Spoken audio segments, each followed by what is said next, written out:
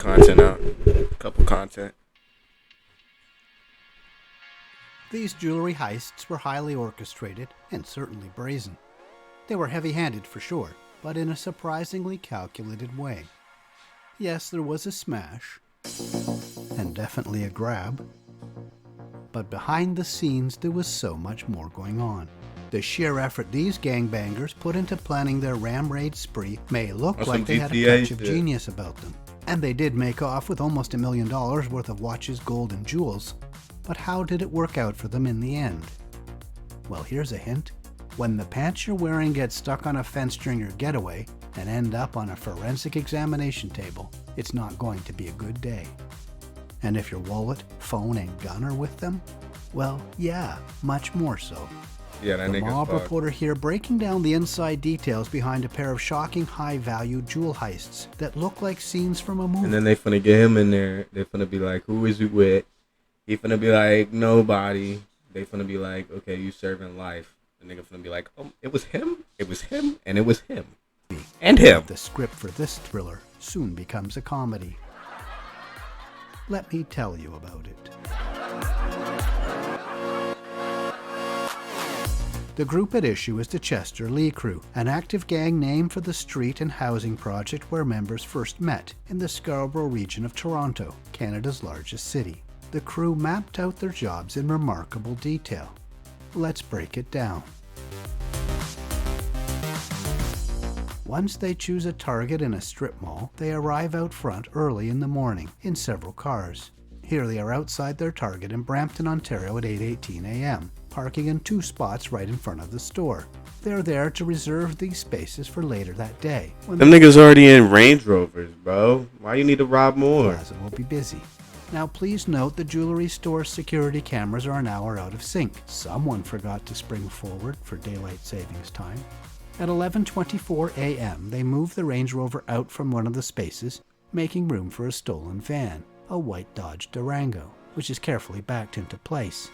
We'll see in a moment what's inside the Durango. At 11:30 a.m., a guy covering his face is dropped off at the second car. He moves that out of the second parking space, making way for a stolen red and white tow truck with a sturdy wheel lift Yo, bar these niggas are plotting, yeah. out back.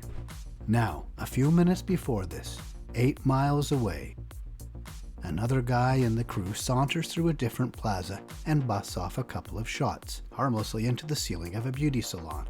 Rattled witnesses, of course, call police. This is meant as a distraction.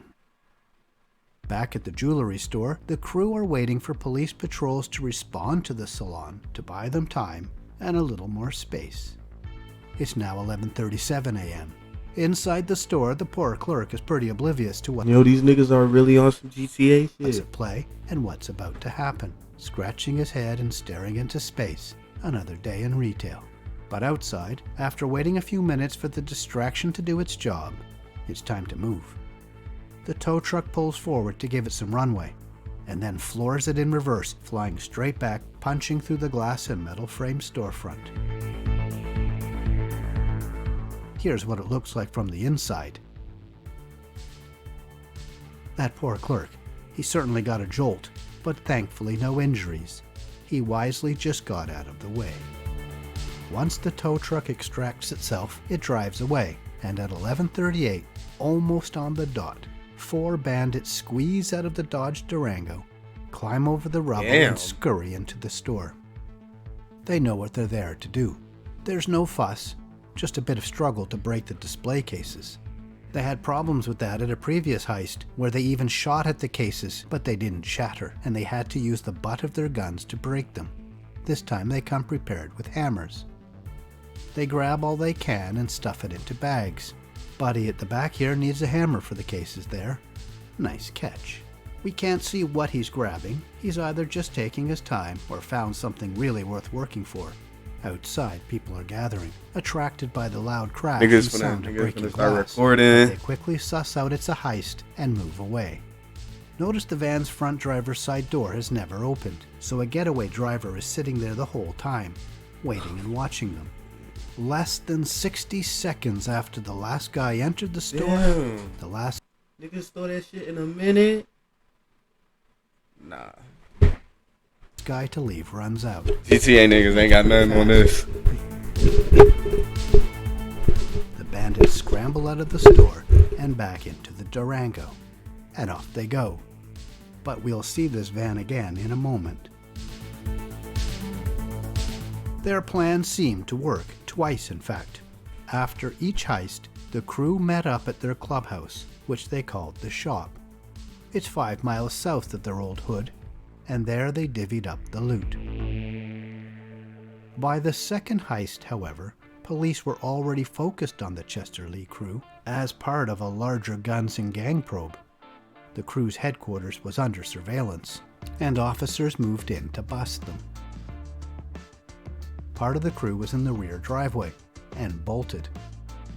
They clearly had difficulty making it out of the fenced backyard. Nah, bro. When you're running and you know your phone is in your pants and you just jump the gate and it rips your pants off and you leave your phone there, bro, you want it to get victims of their own security. Investigators followed a trail of dropped cell phones, lost shoes, a fallen wallet, a gun on the fence, and a light brown piece of cloth snagged on barbed wire. On the other side of the fence was a pair of pants that matched the ripped cloth left blowing in the wind on the wire. Clearly the runner got snagged while hopping the fence, discarded his pants to free himself, and continued his run. Police later found security video of a suspicious man jogging nigga running in his drawers, bro. through a driveway in his socks and boxers. A wallet they found was chock full of one guy's identification. Other officers found the Dodge Durango. It was somebody's job to burn the stolen getaway vehicle to destroy evidence. But Buddy with the gas can didn't seem to realize that fire needs oxygen as well as a source of ignition.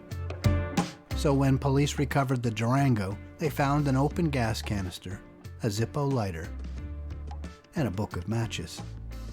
But the would-be arsonist only managed to scorch a bit of upholstery, melt the plastic of the center console, and singe some gloves that were presumably used in the heist.